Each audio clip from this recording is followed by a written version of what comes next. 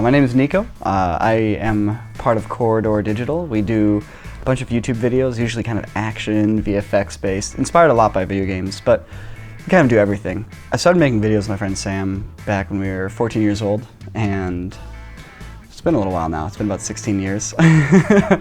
But we started learning visual effects on our home PCs, and at the time I had an iMac and that kind of stuff, so I had iMovie, and we were really kind of taken in by how accessible it was to start doing some of these things that we could only see on the big screen. And so we stuck with it, and eventually YouTube launched and became a viable platform for creators. Basically, we have two different channels that we do our stuff on. We have Corridor Digital, which is where we put kind of what we consider to be our well, I don't want to say premium to discount the other stuff, but we put our very kind of popular, audience-pleasing stuff, the things that we spend weeks and weeks on polishing.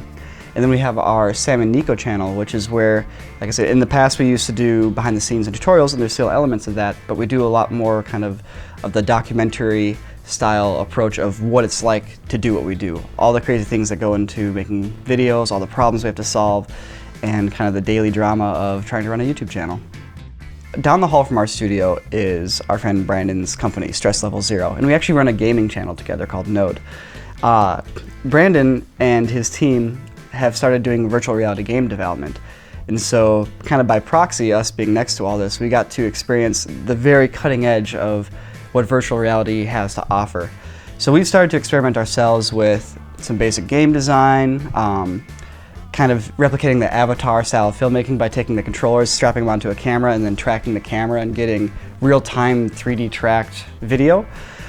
We've started to experiment with 360-degree video and all the different challenges that entails. So the realm of virtual reality and 360-degree video offers a whole bunch of new opportunities that we're looking forward to exploring as that stuff becomes more and more prevalent.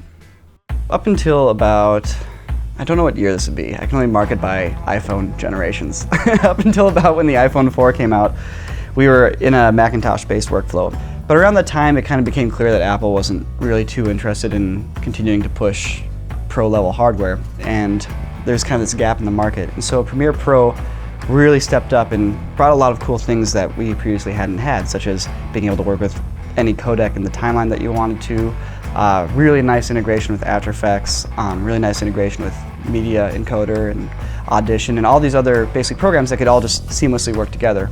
Basically, Adobe's kind of support of leveraging a GPU to decode this footage and decode effects in real time and seamlessly move between these programs and support any codec that we're shooting in has really let us work very fast. And that's one of the most important things. The computer's supposed to be a tool. It's supposed to let you do things that are routine and tedious quickly, and that's very much something that all of Adobe's products have let us address and handle. So one of the benefits of having now done YouTube for a while is I can go back and watch some of our older pieces years after having made them, and there's a couple pieces out there where I watch them and I'm like, yeah, that piece is exactly what I wanted it to be, or that's a video that I wanted to see that did not exist until we made it. So that's kind of cool. It's nice to be able to make make the content that you want that sometimes just isn't out there until you go out and do it.